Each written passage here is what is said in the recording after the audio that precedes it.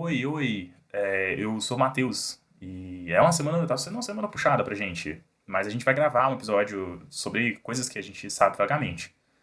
Continuando a nossa série especial sobre documentário, a série informal, né, que na verdade meio que virou. O Mini Desgraça virou a série sobre documentário. Ah, e aqui é o JP. Exato, eu ia falar pra você se apresentar, mas você veio antes já, tá Isso. tudo certo. E a gente teve a reflexão da Sassá no nosso Twitter.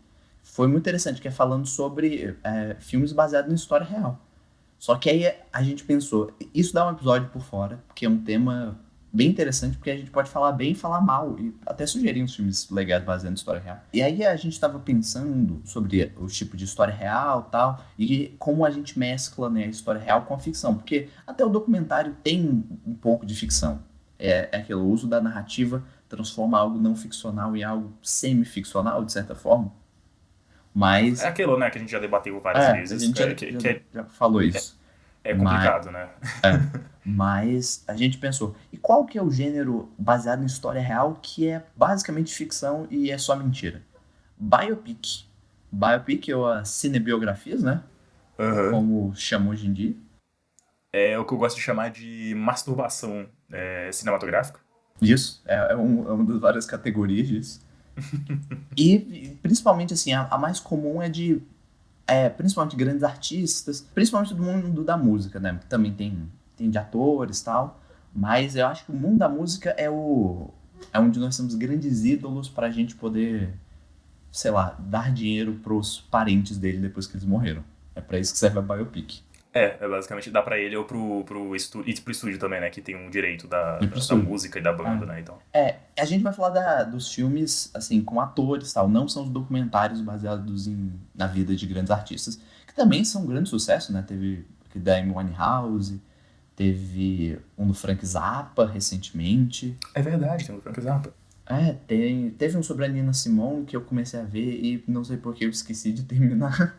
Eu vi, é legal. Eu gosto desses, eu acho interessantes, até Sim, porque sim, eles ele, carregam um ele elemento social, geralmente. né, falando, tipo, do Sim. contexto e tal, eu acho legal. Inclusive, um que a gente ficou de falar, assim, eu pelo menos discuti com o Matheus, que a gente quer falar, é o novo que é dirigido pelo Questlove, né? Que é o Summer of Soul. Uhum, A gente ainda verdade. vai falar sobre ele. Mas agora a gente não vai falar sobre isso. A gente vai falar sobre filme pra gente falar mal.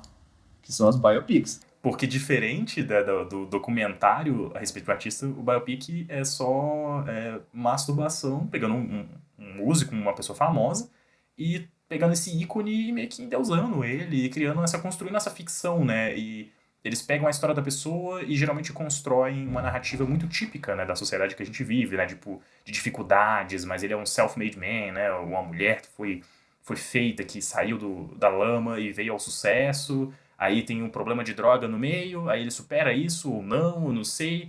E eles nunca exploram muito, e depois ele tem um grande sucesso e tem uma lição, sei lá, de moral genérica e horrível. Um monte de gente já falou sobre biopic. E o grande problema a biopic tenta contar uma história muito grande. Tal. A gente não vai falar tanto sobre essa questão assim, da estrutura da biopic. Apesar de ser um tema interessante, né?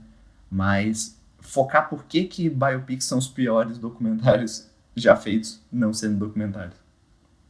Né? Também tem muita essa questão dessa questão quase meritocrática dos grandes artistas, que eles estão destinados ao sucesso. Isso é uma narrativa bem interessante. Eles Está constroem a presente em narrativa do vários. indivíduo excepcional, né? Sim, que a gente já falou um pouquinho no episódio de Mockumentary, que a gente criticou exatamente esse tipo de narrativa.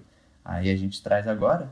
E um filme que eu queria falar, que eu vi recentemente e que eu quero falar mal, foi o Love and Mercy, que é um filme que conta a história do Brian Wilson, dos Beach Boys. E aí tem o Brian Wilson novo, que é o Paul Dano, que é um belo jovem, é um rapaz muito talentoso. E tem o John Cusack, que é um cara que parece que não tem nenhuma emoção na cara. Eu não sei se é Botox ou se ele só não é talentoso, igual o Paul Dano. Justo, talvez seja os dois. Talvez. E foi um filme que entrou naquilo que a gente falou, né? É difícil você tentar meio que contar uma história real quando você tem esse personagem. E eu vi muita gente falando sobre esse filme, falando, o diretor do filme, tipo, ele não é um diretor, ele é um cara da indústria e tal, mas ele nunca tinha dirigido um filme. E o sonho dele era falar do Brian Wilson, porque ele gostava muito do Pet Sounds e dos Beach Boys e tal. E aí ele fez uma obra de amor para a obra deles e a figura do Brian Wilson como um grande gênio. E agora eu fico pensando, né, Matheus? O perigo com as biopics elas se tornar essa grande propaganda e não sei, ficarem endeusando certas personalidades ou até o sofrimento deles, você acaba também endeusando essas figuras corrompidas e tudo que elas acabam vivendo durante a vida e você cria coloca isso mais ou menos, isso é baseado numa história real, para você dar um pouco de credibilidade, o que é algo muito nojento.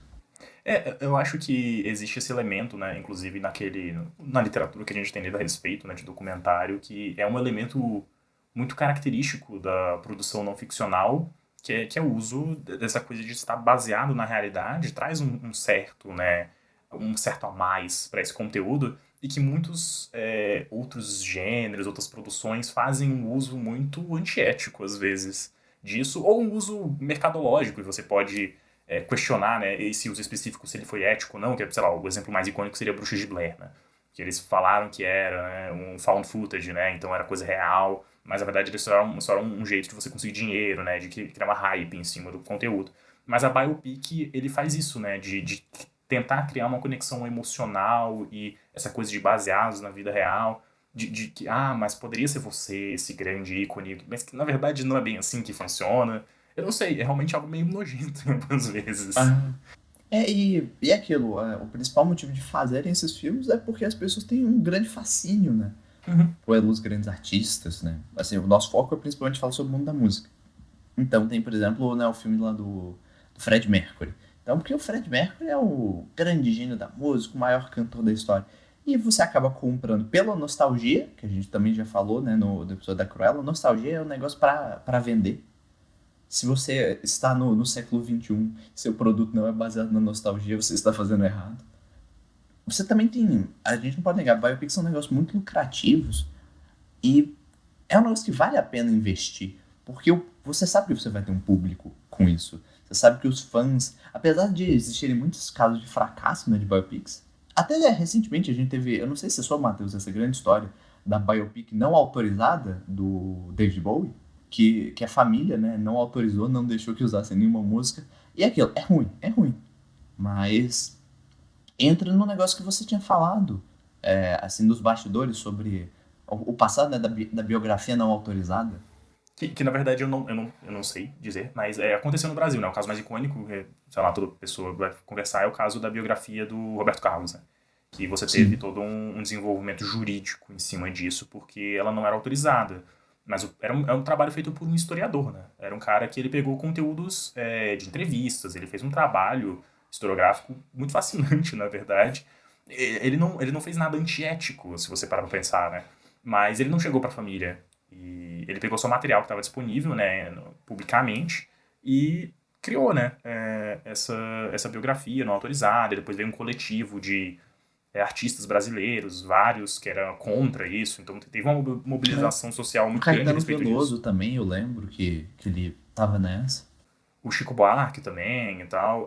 E vem muito disso, né, que essas pessoas, elas são figuras públicas, mas você pode produzir um conteúdo biográfico da vida dessas pessoas, mesmo com conteúdo que tá disponível publicamente aí, ou você não pode, você tem que falar com a família da pessoa. E, querendo ou não, você falando com a família meio que tendencia, né, aquilo que você vai produzir. Você não vai querer produzir, falar de assuntos sensíveis, vai depender muito do que a família vai querer fazer, né? Tipo, O às vezes filme, você o não... filme do Queen foi muito isso, né? Teve um envolvimento muito grande dos membros da banda, né? Que ainda estão vivos. E Uhum. isso acabou influenciando muito. Então, tipo, eu não cheguei a ver, mas eu sei, assim, Ah, não, dos esse filme, bastidores. ele é o mais morno e Ah, chapa branca, o que eu acho uma pena, porque o Fred, ele tem uma história fascinante, você poderia falar de questões da vida dele, da questão da HIV, que tem assuntos muito, muito sérios. Eles não falam da questão, né, da sexualidade dele de uma maneira ah, real, concreta, sim. interessante, fica... É um filme muito conservador, Ele é e muito ele... polido, né? Por conta dessa questão, né? Em nenhum momento eles. Não sei, parece que é um medo de manchar a imagem daquele grande ícone. E aí a banda está sempre protegendo para que isso não aconteça. Até porque, né, é o que dá dinheiro pra eles, né? Eu não sei. Então existe esse medo, né? Então talvez o fato, né, da família ainda ainda ter direitos, né, os estúdios terem direitos a oferirem lucros em cima da produção dessa pessoa. Então tem esse medo de produzir algo que possa gerar alguma polêmica a respeito da vida da pessoa. Então existe, né, esse debate de pode ser feito um trabalho biográfico sem autorização dessas pessoas, né? E se tiver que ter, o quão isso vai influenciar a produção final e quão isso vai ser verdadeiro. Mas existe uma questão ética muito séria, né? Tipo, poxa, mas existe o risco do cara fazer isso de má fé, né? Sim. No caso do Roberto Carlos, o que eu acompanhei da vida dele, inclusive ele foi no Roda Viva falar, se defender e tal. Tem uma entrevista dele no Roda Viva, eu tenho que pesquisar o nome, talvez eu deixe na descrição, porque eu esqueci completamente o nome dele. Mas é bem Lá interessante. ninguém tava de terno marrom, né? Como assim? Essa na verdade, falando do Roberto Carlos, né? Ninguém pode lá estar de terno marrom. Se eu estivesse lá, eu estaria de terno marrom só porque eu odeio o Roberto Carlos. Que é um babaca. Mas enfim, isso não é um ponto. Mas existe um debate ético muito interessante e a biopic, eu acho que, apesar dessa questão ela ser muito prominente na biografia, né, na questão literária, eu não acompanhei tanto a questão cinematográfica, mas eu imagino que também deva acontecer, né? Quer dizer, acontece, né? Tem o caso do Bowie que você falou. E que no caso é ruim, né? A produção. É um filme ruim. Mas é porque é aquilo, também é uma questão, nunca conseguiram escrever uma biografia, né, tipo, literária boa do Bowie. São todos horríveis, péssimos. O que é a tristeza, porque eu adoraria, porque o Bowie tem as melhores histórias completamente bizonhas. E que vale a pena. Tipo, ele doidão com Iggy Pop, deve ser a fábrica de grandes histórias. Mas que a gente tá falando sobre isso da biografia, né? Mas aí que tá, a biografia tem isso, ela, assim, no debate histórico, existe o questionamento, né, se biografia é história ou não. E aí a gente pensa, eu acho que tem um paralelo nas biopics. Biopic é baseado numa história real ou é quase ficção? A gente até falou, seria quase um nível, né, de verossimilhança muito mais próximo de uma história contrafactual, né, quase. Sim, sim. Até porque, voltando no próprio filme, né, do Queen e tal, especificamente do Freddie Mercury, porque tem momentos que literalmente não aconteceram, que é tipo de certas criações de algumas músicas, de composições, Sempre que eles criaram uma história mitológica, né, do tipo, eles se encontraram naquele momento ali e os grandes gênios tiveram essa epifania e saiu essa música, saca? E não, na real não foi assim que aconteceu. Não, o Love and Mercy, né, do Brian Wilson, é assim o tempo todo. Eu fico vendo, assim, o roteiro é péssimo, eu acho horrível, os diálogos são sofríveis. E quase todo momento do Brian Wilson conversando, sei lá, tipo, com os irmãos, eu acho que são os irmãos Wilson, né, dos Beach Boys, e com os outros membros da banda, é ridículo. Tem, tipo, uma conversa em que eu acho que, eu não lembro, ele criando Good Vibrations, é uma das conversas mais toscas que eu já vi na minha vida. É só ele falando sobre, sei lá, tipo, as vibrações da vida e como os cachorros sentem isso. É a coisa mais cringe possível. É aquilo, logicamente isso não aconteceu. E várias interações, é aquilo. É um perigo de vários outros filmes baseados em história real, né? Quando você começa a questionar o que é real e o que não é real naquela história. Uhum. Porque, lógico, você é igual a construção histórica. Você tem o fato histórico, mas você não tem o acesso. A partir do momento em que você está escrevendo história, você está tentando meio que... você usa o seu olhar de historiador para analisar aquele momento e tentar criar a coisa teoricamente mais realista possível, ou não sei, algo assim. E nos filmes baseados em histórias reais, você também tem isso. E só que as biopics não, elas vão para outro lado porque elas não se esforçam para fazer isso de forma alguma. E também tem uma questão, né? Por exemplo, eu tô falando... A gente chegou a falar disso, né? Por exemplo, quando a banda tem uma influência, né? Também tem a questão da família, né? Sempre nas biopics e biografias tem história. A família não deixou que passasse tal coisa, né? Sempre acontece isso. No Love and Mercy, a gente tem isso do psiquiatra maluco do Brian Wilson, que é doido de verdade, tipo, é uma história famosa. Só que a gente tem, tipo, a esposa dele, que se casou depois, tipo, a segunda esposa dele, quando ele já tava passando por uma... ele já tinha passado pela pior fase, e aí ela que o ajudou a se distanciar do psiquiatra. Tem muita gente que questiona, né? O Brian Wilson teve problema com isso. Ele escreveu 2 biografias. A primeira biografia foi com influência desse psiquiatra, aí todo mundo fala que é um lixo, porque é tudo mentira.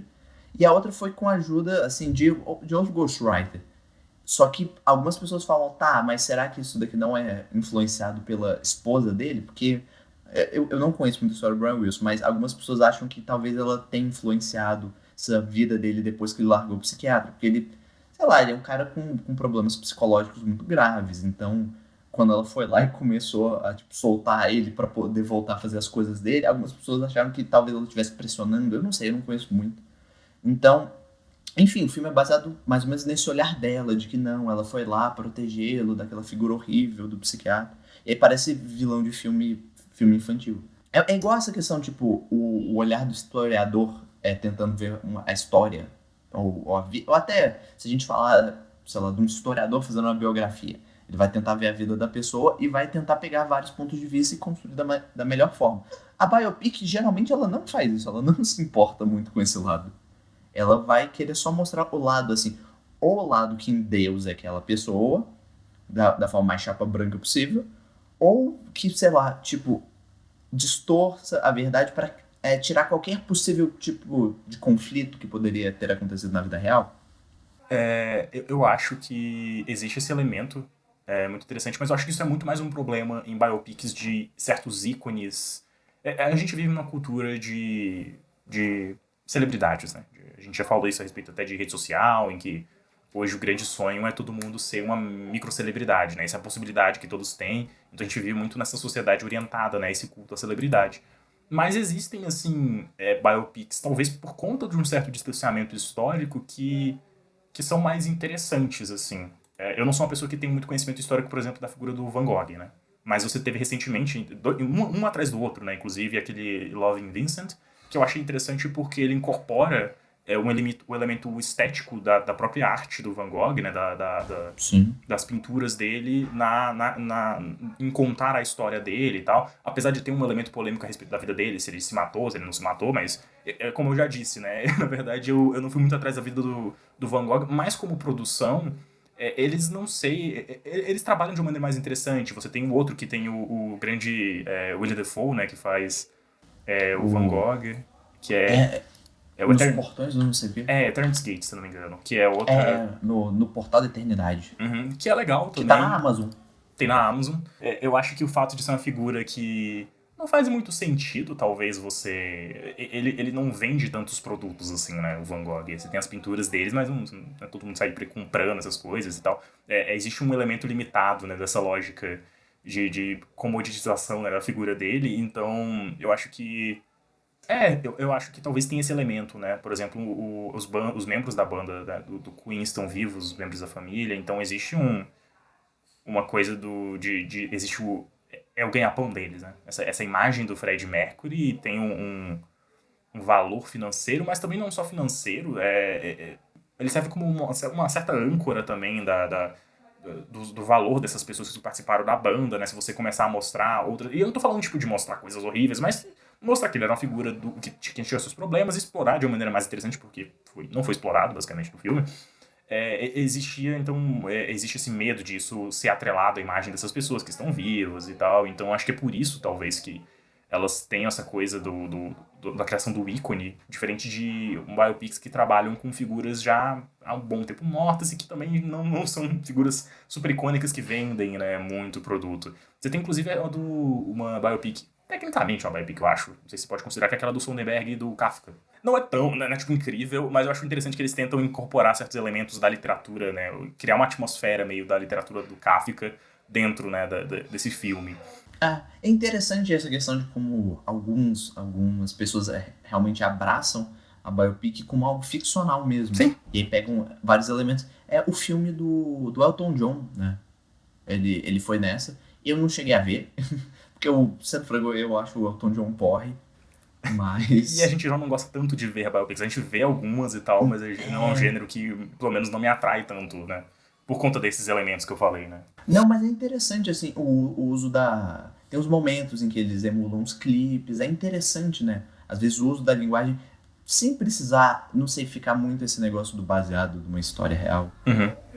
Você conseguir, aquilo, você abandona a questão mais documental e você usa a linguagem cinematográfica de um jeito mais interessante. Então, por exemplo, a questão, não sei, até os próprios enquadramentos, momentos musicais são interessantes. Sabe uma biopic interessante, Matheus, que eu me lembrei agora, que é bem legal, é bem estilizada, é uma do Clint Eastwood, que ele dirigiu, do Charlie Parker. É interessante porque o Clint Eastwood, ele... é até engraçado porque ele é um cara muito reaça, mas ele trata um tema assim, com muito respeito, eu acho bem interessante. Ele não pega essa questão documental e tal. Tem alguns momentos, por exemplo, a hora que o Charlie Parker morre, e aí então tem, tipo, lendas urbanas sobre a morte do Charlie Parker, essas coisas. Mas tem os outros momentos que ele fala, não, vamos fazer um filme, e aí usar a linguagem cinematográfica. Então eu lembro que tem, tipo, uns momentos muito parados, que é uma coisa que você não encontra nas biopics modernas. A biopic moderna é dessa cultura de celebridade, de ícones, né? Uhum. Você precisa estar sempre, todo o tempo, falando, meu Deus, esse ser é um deus na Terra. Eu pensei agora, assim, um filme que é uma biopic, não é de música, mas assim, provavelmente uma das melhores biopics já feitas é a do Spike Lee fazendo a biopic do Malcolm X, né? Verdade. É um épico de 3 horas, talvez até mais, eu lembro que é enorme. Mas é um filme, mas é muito bom, é muito interessante. Ele consegue, assim, tem essa parte documental, assim, ele conta aqueles negócios, sei lá, muito conhecidos do Malcolm X. Ele foi preso, ele entrou na fé, tal. E só que ele também consegue, assim, trazer uns momentos de reflexão muito maior, que eu acho que entra nisso, né? Que a gente chegou a falar no começo. O problema das biopics é que elas meio que isolam essas grandes figuras da sociedade, do contexto, assim, do jeito... Parece que eles são simplesmente figuras muito grandes e que se eles estão lá presentes, eles têm que ser o centro das atenções. Uhum. E aí, tudo bem, o Malcolm X, ele é o centro das atenções, ele é o principal do filme. Mas você vê que ele é parte de um movimento muito maior, formado por outras pessoas que lutam pelas mesmas coisas. Sim. E, e por isso acho que funciona, né? Mas é aquilo, é o Malcolm X. No mundo da música seria diferente. Sim, com certeza. Eu acho que esse filme, né, o do Malcolm X, do Spike Lee, ele traz muito essa imagem do Malcolm X como uma figura não de ícone, mas talvez de líder, né? Eu acho que é diferente, né, essa perspectiva. Que ele não é esse ícone, Sim. essa coisa distante, intocável, mas ele é um líder. Ele está na frente de um movimento histórico e social e tal, e que torna muito mais dinâmico e mais interessante. Então, eu acho que a biopic, ela é um recorte específico desse grande gênero de filmes não ficcionais, e que a própria Sassá comentou a respeito de filmes inspirados em eventos reais, que a gente pode falar, né, de outros subgêneros dentro disso, né, que a gente até comentou sobre os contrafactuais, que eu acho que em contrapartida algumas biopics, eles são mais interessantes porque eles abandonam completamente a noção de realidade mesmo. Eles pegam um evento real, mas eles constroem outras coisas ao redor. Acho que o exemplo mais famoso, assim, e recente é o Era Uma Vez em Hollywood, né, do Tarantino, que ele pega, né, todo um contexto real, um evento real, mas ele muda, né, modifica os desenvolvimentos, e é um filme divertido. O Tarantino, ele comprou isso, né, com Bastardos Inglórios também, que eu não gosto muito, eu sei que tem muita gente que gosta, acha genial, eu acho Era Uma Vez em Hollywood mais legal. Mas é interessante, dá uma liberdade, assim, pro cineasta fazer umas coisas interessantes. Assim, nesses dois filmes do Tarantino, assim, a questão do que não é real, né? A única parte que dá pra falar que é completamente mentira é o final, né? As premissas do filme ainda assim são baseadas em coisas reais. Lógico que assim, tem muita ficção.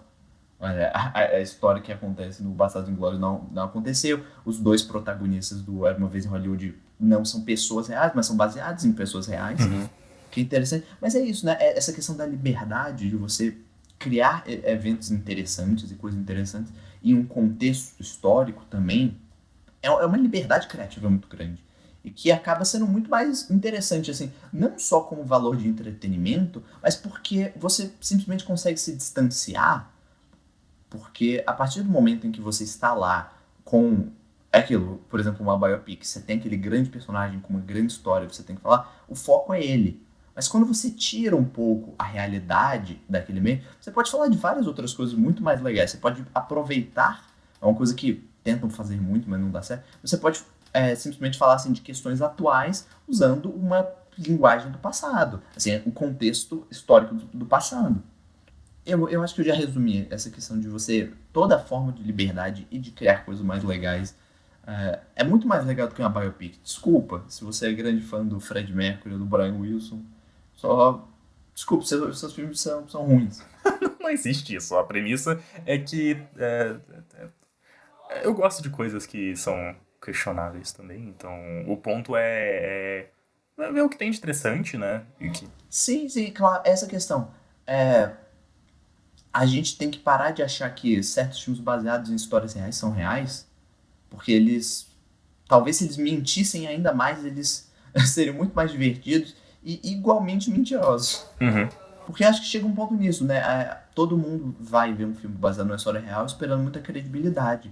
Tem até um site muito interessante, Matheus, eu não sei se você conhece, que ele pega filmes e ele fala que parte dos filmes é real e qual parte não é real. Isso é interessante, né? Então, por exemplo, ele pega o filme inteiro e ele analisa cena por cena. Quais cenas aconteceram e quais cenas não aconteceram. E é aquilo, só porque o filme tem mais ou menos cenas verdadeiras, não quer dizer que ele é melhor ou pior. É por isso, os documentários, até os documentários, né, que a gente vai querer dar credibilidade falando que eles vão ser reais, todo documentário pode falar um monte de coisa 200% questionável, que é muito mais mentira do que verdade. Uhum. Isso que eu tava falando, a gente precisa questionar um pouco isso, o que é real numa obra. Porque só porque vai ter escrito baseado numa história real, uma coisa assim, não vai ser real, mesmo se for um documentário ou um filme só baseado. A coisa importante, Matheus, eu acho que a gente, no podcast que fala de filme, a gente tem que entender que filme, até os filmes de verdade, são tudo mentira. É tudo drone, é tudo CG.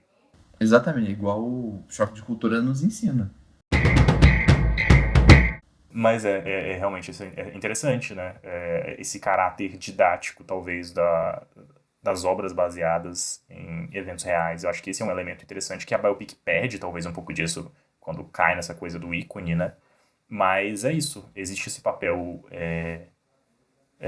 de educação que eu acho que é importante. Mas também entender que você está consumindo a narrativa em um filme. Quer dizer, mesmo quando você está consumindo um livro, você também está consumindo... Porque aquilo é a questão do fato histórico e tal, enfim. Mas... Esse que é um ponto. A nossa conclusão é, nunca vá ver nenhum filme esperando aprender alguma coisa.